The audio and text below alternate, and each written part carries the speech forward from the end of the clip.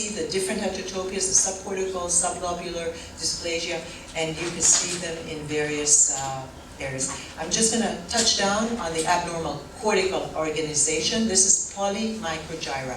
Now, polymicrogyra is a complicated abnormality because it happens in many areas. It's multiple small, shallow gyri separated by shallow sulci. It looks like pachygyri, and the importance is that it can happen also in utero injury and also in genetics. So you really have to differentiate it from a genetic. There's a difference in doing the consultations on polymicrogyra that you say, okay, something has happened and it's not going to happen again in the next pregnancy, and differentiate it from other abnormalities.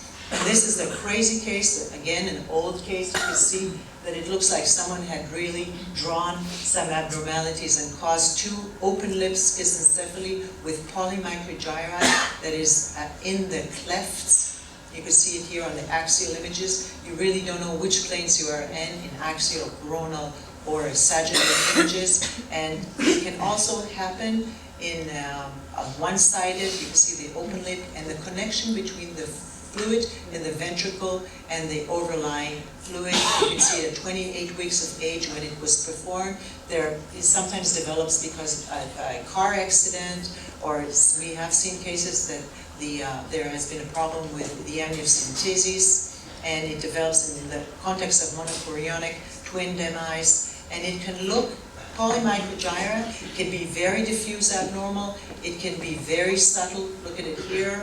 On this side, it can look very different. It can have a cyst on it, so when you see a large cyst, always look on the lining of the cyst. I think for time reason, I'm going to stop around here just to show you one of my old, I like to show cases that I have missed. This is another case that I missed at 28 weeks of gestation, and the operculum is kind of borderline. The cortex didn't look very abnormal. This was ventriculomegaly, and this child was born with a very severe bilateral frontal polymicrogyri, and this draws us back to when to do the MR. I think it's very important to perform it later in gestation, when you're dealing with malformation of cortical development, especially in this context.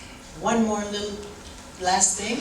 Congenital CMV can cause polymicrogyri and abnormal cortical development. In this case, always think about it when you have the combination of cortical abnormality and white matter. It can be associated with cerebellar abnormalities and the typical subtemporal cyst. Okay, so the pitfalls is that you should be very careful in not doing a very early termination of pregnancy. You need to work together in a multidisciplinary team with neurosonographers and consult the severe forms. And thank you very much.